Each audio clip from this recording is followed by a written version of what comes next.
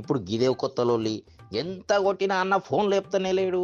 నిన్ననే మస్తు ఖుషీల నామినేషన్ వేసిండు, గింతల్ని ఏమాయే ఫోన్ బంద్ పెట్టిండు. ఎంత ఆలోచన చేసినా సమజైతలేదు అని మస్తు పరేషాన్లు ఉంటినా గిదే మాట మా వాడు పెద్ద లీడర్ని అడిగిన.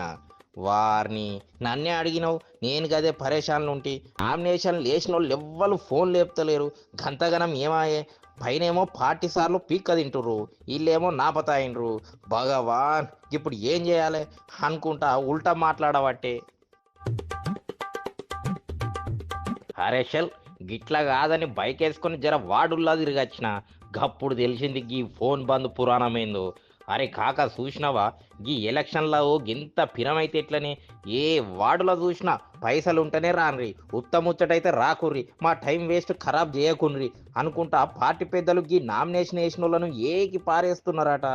పైసలు ఉన్నోళ్ళ కథ సరే, మరి లేనోళ్ళు ఏం చేయాలి? చెక్క భజన చేసుకోవాలా ఇంటికాడ అనుకుంటా గల్లీ చోటా లీడర్లు మస్తు గుస్సా అవుతుర్రు. బీపారాలు ఇస్తారని మస్తు ఆశతోటి నామినేషన్ వేసిన వాళ్ళు పార్టీ లీడర్లకు సుక్కలు చూపిస్తున్నారు. కరీంనగర్ కార్పొరేషన్లో ఏడ చూసిన ఫోన్ స్విచ్ ఆఫ్ లోళ్ళే. ఇక ఏములాడ కథ సరే సరి, 4వ వార్డుల తోటరాజు అనే అన్న కాంగ్రెస్ టికెట్ వస్తుందని నామినేషన్ వేసిండు. గదే వార్డులో మరో క్యాండిడేట్కి టికెట్ ఇస్తారని తెలిసి ఈ పెద్ద మనిషి సోమవారం పొద్దుగాలనే ఫోన్ బంద్ పెట్టిండు. రాజు ఇంటామే మస్తు పరేషాన్ అయి పోలీస్ స్టేషన్ కురకబట్టి, సారు మా ఆయన కనిపిస్తలేడు, ఎవరో కిడ్నాప్ చేసిర్రో ఏమో అని కళ్ళల్లా నీళ్లు నింపబట్టే కదా. ఏ అరే జర ఉండమ్మా, ఏడబోయింది పెద్ద మనిషి అని ఫోన్ చేస్తే రాజు బాగా అలిగినట్టున్నాడు.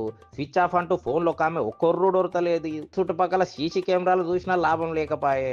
పార్టీలు 3 గంటలకు ఫోన్ అయ్యే, ఏడునవు సామి అని పోలీసులు ఆరాదీసే లోపే రాజుగారు దర్జాగా బాత్రూమ్ నుంచి బయటకు వచ్చిండు.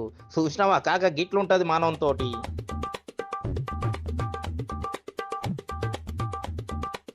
ఇక నారాయణపేట కాడ కూడా గిదే లొల్లి. పెద్ద పార్టీలో తిరిగే ఓ పెద్ద ఆయన ముచ్చట వాడి పట్టున్న వార్డులో నామినేషన్ వేసే. అయితే ఆ వార్డులో మరో 2 పోటీకి దిగుడుతోటి పార్టీ పెద్దలు ఈ పెద్ద ఆయనతోటి మాట్లాడాలనుకున్నారు. హాలోపే ఫోన్ బంద్ అయ్యే. తిరుమలగిరి 7వ వార్డుల కథ చూడుండ్రి. కాంగ్రెస్ క్యాండిడేట్ని ఏకగ్రీవం చేయాలని వాళ్ళు బీఆర్ఎస్ అభ్యర్థిని దొరకబట్టేందుకు పోయినరు.